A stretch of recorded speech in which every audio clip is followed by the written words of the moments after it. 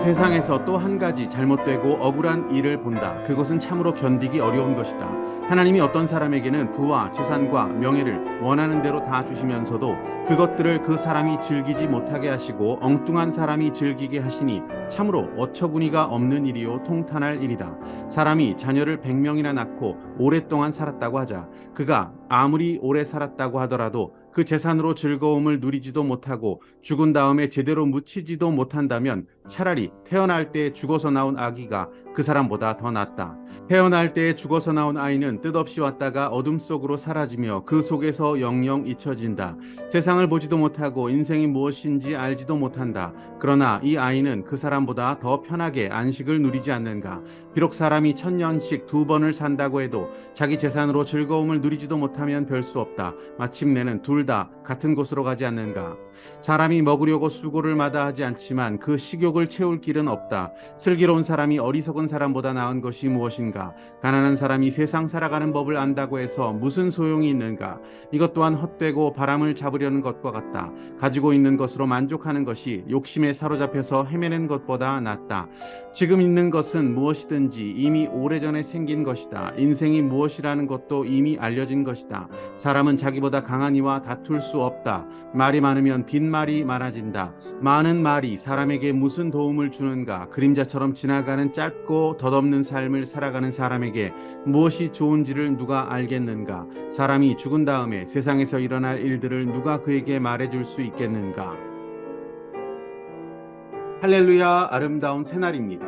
부조리극이라고 하는 연극의 장르가 있습니다.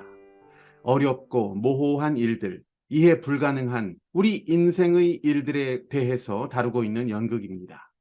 마치 부조리극과 같은 우리 인간 존재와 삶의 문제들, 그 무질서함과 그 허무함을 지혜자는 우리에게 끊임없이 말해주고 있습니다. 우리는 보통 인과관계를 따지기를 좋아합니다. 이건 그래서 결국 이렇게 된 거야.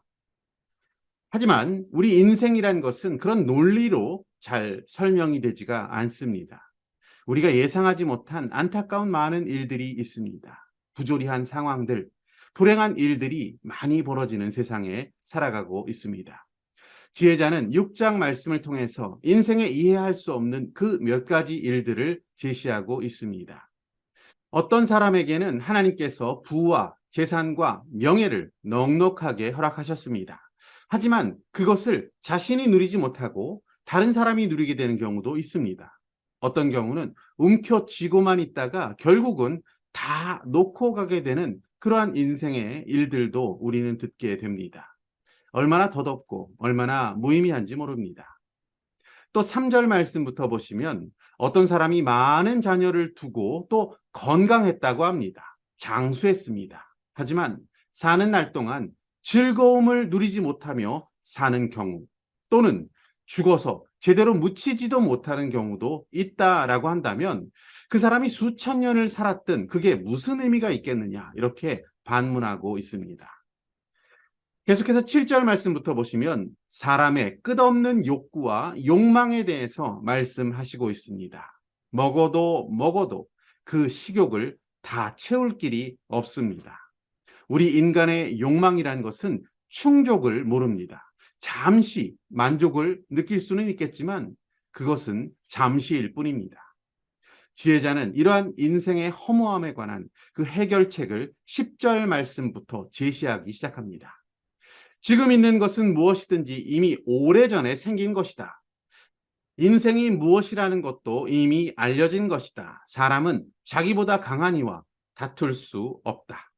모든 것은 이미 하나님의 손에 의해 다 오래전에 창조된 것이다. 우리 인생 역시 하나님에 의해 흙으로 빚어진 존재라는 것입니다. 어찌 피조물인 우리 인간이 크고 강하신 분, 창조주 하나님을 거역하면서 감히 다툴 수가 있겠느냐라고 묻고 계십니다. 부조리극처럼 이해할 수 없는 많은 일들이 벌어지고 있는 인생을 살고 있지만 우리는 전능자와 다툴 수 없습니다. 주님의 뜻을 더욱 신뢰하며 그분을 의지하는 인생을 살아가는 것이 우리의 지혜입니다. 오늘 붙드신 하나님 말씀, 믿음의 결단은 무엇입니까?